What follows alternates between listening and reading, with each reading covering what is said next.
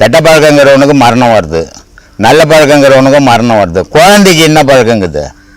சின்ன குழந்தைங்க பிறந்த உடனே செத்து போதா? அப்போ அதுக்கு எந்த பழக்கமே இல்லையா? ஒரு மனுஷனுக்கு மூச்சு அளவு இருக்குது. இறைவன் படைப்பில் ஒரு மனுஷன் இத்தனை கோடி மூச்சு உனக்கு ஓடணும்னுக்குது.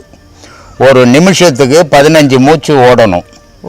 அப்போ நீ அந்த 15 மூச்சு சீராக இருந்ததுன்னா 70-80 வயசு வரைக்கும் இருக்கலாம்.